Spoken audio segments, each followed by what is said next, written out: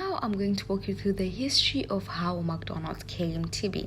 In the late 1940s, brothers Richard and Maurice McDonald opened a restaurant featuring 15-cent hamburgers in San Bernardino, California. In 1953, the Golden Arches logo was introduced in Phoenix, Arizona, while their service system caught the eye of Ray Kroc, who also distributed a milkshake machine. Kroc became a franchise agent, opening up a McDonald's location in Des Plaines, Illinois, 1955. 5 years later, the company bought the brothers out for $2.7 million, which is kind of a big deal. It is also the world's largest restaurant by chain revenue, with the company's menu famously known for its burgers, fries, chicken, fish, breakfast milkshake, coffee, and soft drinks. They also have regional items that vary from country to country, and they also added healthy alternatives including apple slices, grilled sandwiches options, and salads. Talk about killing two birds with one stone, huh? Malaysia is one of the many countries that McDonald's has managed to launch its franchise. That's right, and there's a whole dynamic era to it. It all started from April 1982 till June 2012. New techniques and franchises have been opened all around Malaysia. Okay, so now what kind of a company would we be introducing if we do not give their objectives and goals? Yup, McD happens to be a huge company globally. Seriously, it is rare to be in a country without a franchise.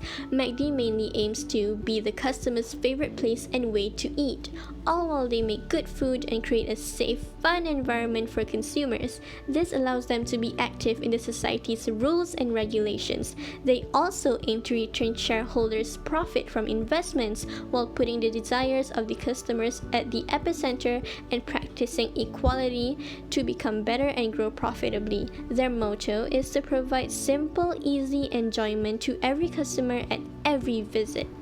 Now, as mentioned before, McDonald's happened to be a huge company with over 36,000 locations in more than 100 countries and more than 210,000 employees worldwide. So, as most of you already know, McDonald's has been a household name for a very long time. Besides food, there are also other activities that they conduct. These vary from building eco-friendly restaurants, getting the highest achievements, and also they've been very supportive during the pandemic. Throughout the years, the company has made a number of changes for the customer restaurant experience. These include table services, self-ordering kiosks, dual service points, cashless transactions, and digital menu boards, while the customers experience high-speed Wi-Fi connection. Wow, right? Yeah, let me not get started on the drive-thru.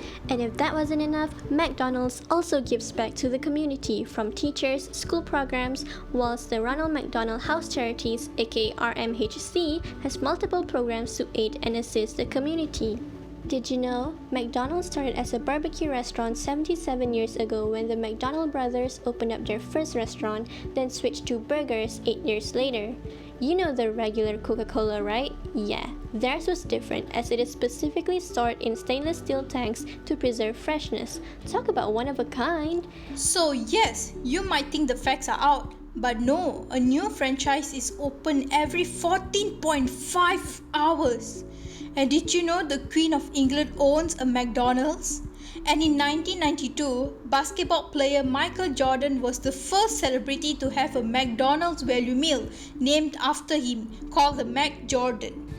Now, just like any other business, there are external environmental factors that have to be considered. In this video, we're going to be looking at a total of 6 environmental factors, the first one being domestic business environment. Now, we see that McDonald's seeks to be close to its customers, as we see that in Malaysia, they've managed to introduce nasi lemak into their menu, which is like Malaysia's most favorable dish. And they also aim to establish strong relationships with their suppliers.